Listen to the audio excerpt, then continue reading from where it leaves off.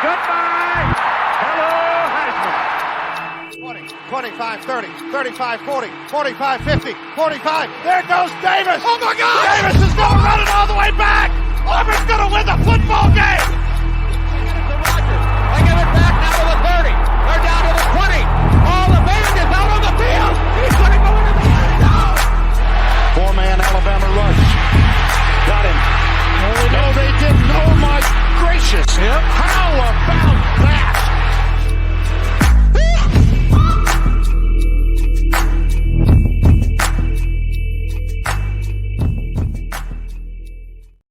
I love every chance that I get to say that football is back. This is the third year of the podcast, the third chance I've gotten to say it. And gentlemen, it just keeps getting sweeter and sweeter. The offseason is over. We've survived yet another year. And if you haven't already, tell the wives. The weekends are hereafter occupied. It's week 0, gentlemen, and we've got live football games coming to a TV near you. We're going to talk about 2 of those week 0 games, as well as lay out our conference championship predictions and our 12-team playoff brackets with Trey Reeves, Garrett Turney. I'm Mitch Mason. Glad to have you on another edition of the 3 Tech Pod. By now, you know we are a college football podcast at the intersection of the X's and O's and the Jimmies and the Joes. Guys, I don't know what else to say other than that I'm just bubbling with excitement right now. Cannot wait to turn it on Saturday and get this thing going. Yeah, I've got a mental countdown to 11 a.m. Central Saturday where everything's going to be right in the world. We can put all the distractions away. We can watch a college football game played across an ocean and just forget about life for a while. Yeah, I'm super fortunate to have a very sports positive wife, so she's going to be very accommodating over the course of this fall, and we're already getting ready for Saturday and talking about how we're going to watch it and the snacks and everything else. So yeah, we're pretty excited, and it's just that time of year again. It's the sweetest time of year. Yeah, I have no shame when I have to orchestrate like a friends retreat, a group retreat, and determine which weekend we're available based on the weekend slate that particular Saturday. So we knew October 12th was out automatically, set that in stone from the very get-go. But guys, I'm just so excited to talk week 0. Like I mentioned, we've got conference and playoff predictions coming up a little bit later in the show as well. If you are new, subscribe, like the channel. If you're over on YouTube, leave us a 5-star review. That would be really helpful as our podcast really continues to grow. We welcomed a lot of new subscribers in over this offseason to the Jimmies and the Joes, and we would love to have your feedback in the form of a rating, comment, follow, whatever it might be. We are glad that you're here. Let's start with week 0 for the very first time in the 2024 season. The Aer Lingus College Football Classic. Nothing's more American than traveling over to Ireland to kick off our season. It's where the number 10 Florida State Seminoles, the college football snubs of last season, will take on the Georgia Tech Yellow Jackets, our Rambling Wreck, Garrett. This is a 10.5-point spread as of right now. You can watch this at 11 a.m. on Saturday on ESPN. And Trey, the first thing that stuck out to me when we sat down to record was the line movement in this game. It swung almost 5 full points by my count in favor of Georgia Tech. This was at one point 15.5 in favor of the Seminoles. Now it's down to 10.5.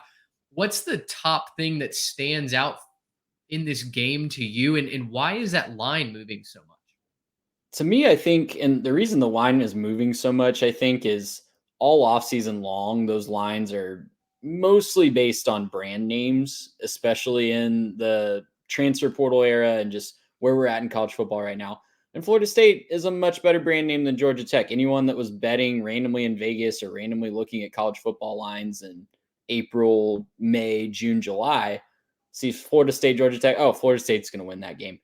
Now, of course, always there's that big rumor. I don't know how true this is, honestly, but whenever a line moves like that, it's always the sharp money, right? The sharps are coming in on Georgia Tech or whoever the line is moving in the direction of. So I think there is a case to be made for that because there's just so much unknown with Florida State. And people that have actually been consuming preview content and people that have actually been plugged in more than just looking at the logos on the helmet will look at this game and I think say, Yeah, Florida State has way more talent than Georgia Tech. Georgia Tech's defense is going to struggle to stop a lot of people this year on paper, but everybody in a key position almost for Florida State is new this year. They're talented, but they are new to Florida State, new to those positions for the most part. Yes, they have some carryover from last year, but new quarterback, new running back, new receiving core, a lot of new pieces on both lines, all over the field. There's new for Florida State. So that's why the line is moving, in my opinion. You do have more astute bettors, I think, coming in saying, "Hey, hang on just a minute. We this is the first game of the year. It's halfway across the world. We've seen weird things happen in Ireland before in this week 0 game. Just ask Scott Frost in Nebraska." Yeah. And 15.5 is a lot of points to cover in Ireland in week 0 for a brand new team. That's why I think you see the line moving so much. That Nebraska Northwestern game was the first game that we covered as a part of this podcast. And I remember all of us picking Nebraska, but going, you know what? Like, it would make a lot of sense if Scott Frost's, inevitable final year started with a weird loss in potato country to the Ivy Leaguers from Chicago. And sure enough, that's exactly what happened. I agree with you. I think a lot of people are realizing, you know what? Wait, hold on. A lot new with Florida State. Garrett, Georgia Tech's offense is going to be incredibly fun to watch this year. Haynes King can sling it with the best of them. The problem is he tends to throw a lot of interceptions. He had the second most interceptions in the country last year. The one kind of solid returning factor that FSU has this year is their secondary. Fentrell Cypress is going to lead that DB core. And the Noles are good at locking down your best wide receivers. What does Georgia Tech's offense have to do in order to pull off an upset over in Ireland? I think ultimately they're going to have to kind of play with house money and just say, you know what, there's not a lot that's being expected out of us from kind of a national perspective. And I know that this is sort of an international game. So, but still, you look across the college football landscape, nobody's really going to look at Georgia Tech and say, oh, they should win that game, or, oh, they should really be close in that game. Most people are going to go Florida State's way and just think it's a blowout. But if you play with a little bit of house money and you say, hey, look, I'm going to go ahead and just take some chances, take some deep shots early, try to go punch them in the mouth and see if we can, kind of get them on their back foot. That's, I think, the formula, right? Because, again, this is a very, new Florida State team. Lots of turnover, lots of new pieces. And if you get on top of that early and you're able to say, hey, let's go out there and on our first drive, just take a deep shot and go up 7-0 real quick, stuff could be scrambling on that sideline, and now you've got a little bit of the upper hand, right? It's going to take a massive effort from Haynes King. And also the running back, Jamal Haynes, is going to have to get going against that front. It's going to be a lot, to kind of just get out on the road and you're in a different country and it's a crazy environment. To be able to go find those yards and be able to run consistently, I think is going to be huge for Georgia Tech. And then, again, just like getting the playmakers going, I like Malik Rutherford, Eric Singleton as well. I think there's some good receivers there that can really do some good things. They're just going to have to find ways to be better than themselves. And I think the way that you do that is, partially through scheme, but also partially just through, getting the adrenaline and using that to your advantage and saying all the pressure's on Florida State, right? The last we saw of Florida State, they were getting trounced by Georgia after, complaining about missing the playoff. Yes, it was a different team, but they've got a lot to prove right now that this isn't, okay, well, you lost your quarterback and a couple of your playmakers, so you're done, right? Florida State's got a lot to prove, I think, in week 1, especially in terms of, margin of victory as well. And so if you take advantage of that, you might be able to pull out a close one kind of towards the end of the game. I think what I'm most interested to watch in this game, aside from King versus the Noles secondary, is the offensive line for Florida State. That should be a very good unit as well.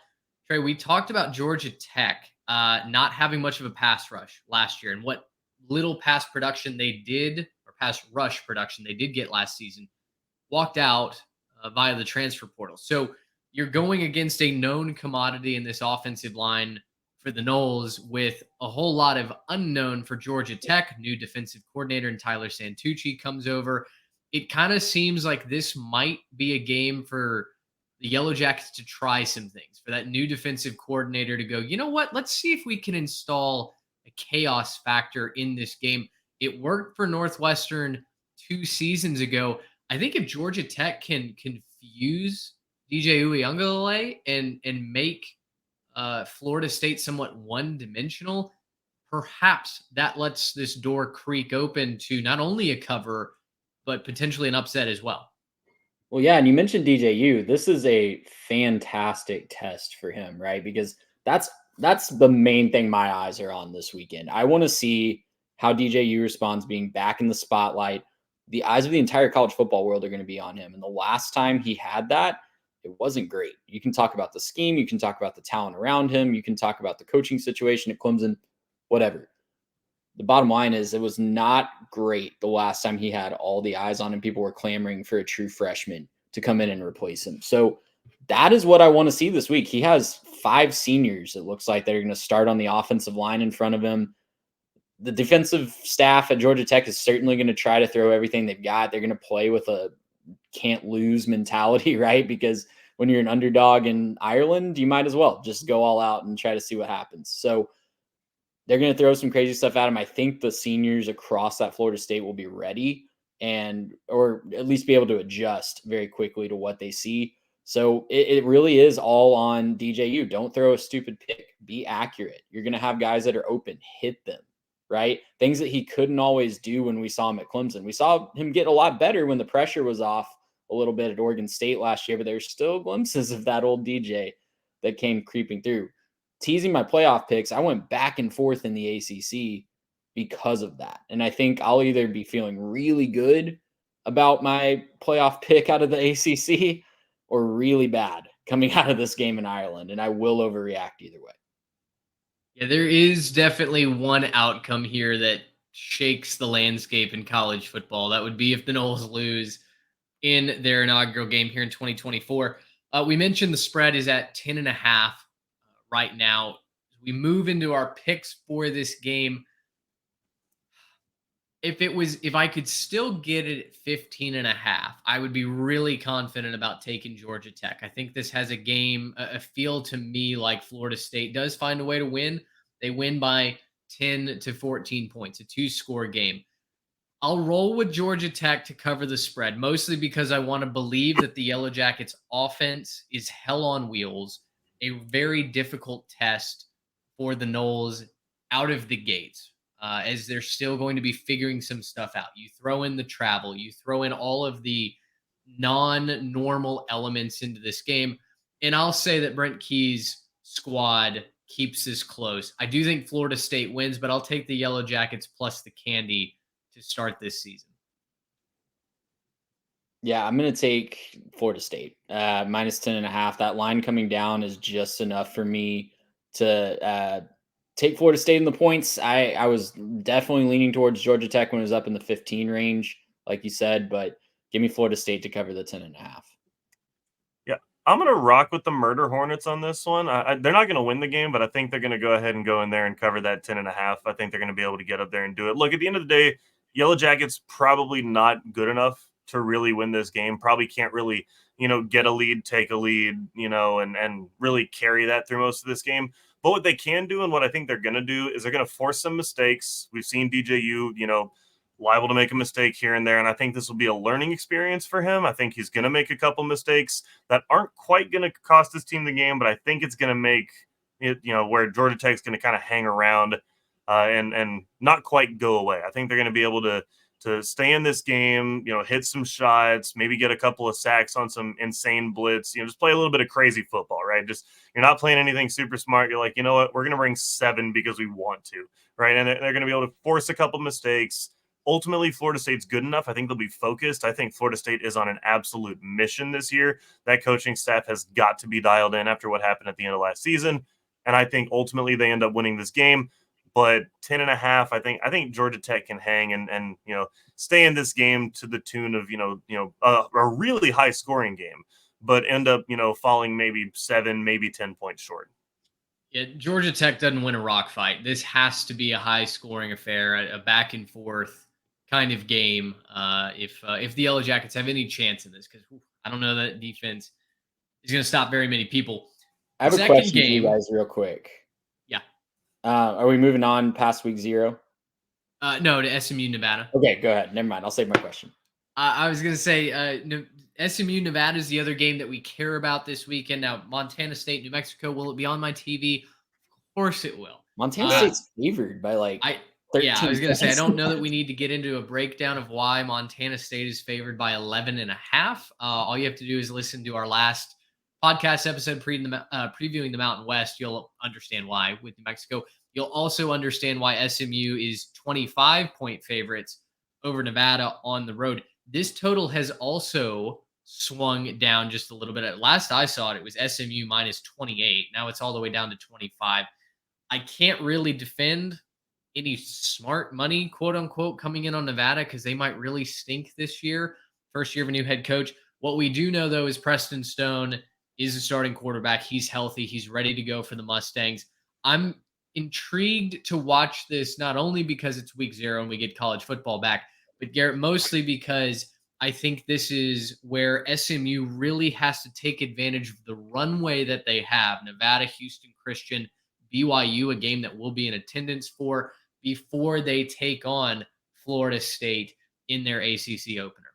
Yeah, and we saw last year what they were able to accomplish when everyone was healthy, when everyone was, on the same page. This team scored. This team was able to kind of get that going, and they're going to have to get that back, right? A little bit of a, disappointing finish to the season for SMU last year, but at the end of the day, when you got Preston Stone up there and you got the playmakers you got around him, guys like RJ Maryland, I'm going to shout that guy out every single time we talk SMU this year. Love me some RJ Maryland. You got guys like that out there in the field, you're going to have success on the offensive side of the football. It's all about being on the same page when you're going up against this high-level competition, right? So, first couple of weeks, get Nevada, right? You're not necessarily worried about what happens there. You can probably win that game even if you're not firing on all cylinders. But you're right, Mitch. They have to find a way to get off to a hot start and, put up some big numbers early. Put up a 50-burger, 60-burger type of thing early on so that you can show like, hey, we know how to score points. We can do this against guys that aren't just our guys on, the scrimmage field.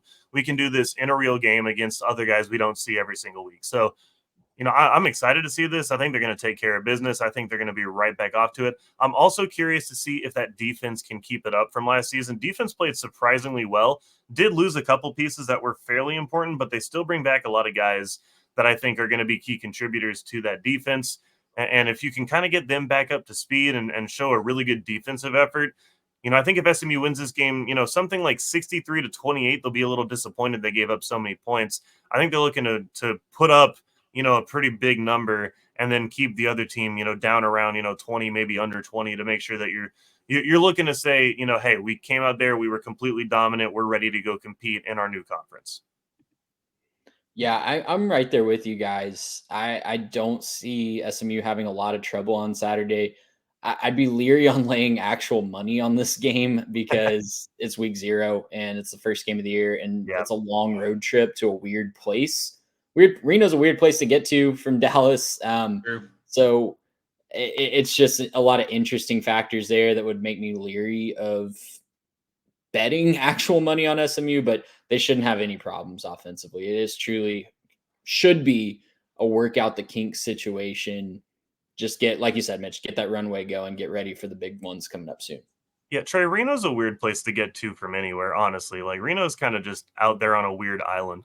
I think it's easy to get to from Carson City, but that's maybe about it. Yeah. What's their nickname? The biggest little city in the world. Biggest little city in the world. I think The Simpsons taught me that as a child.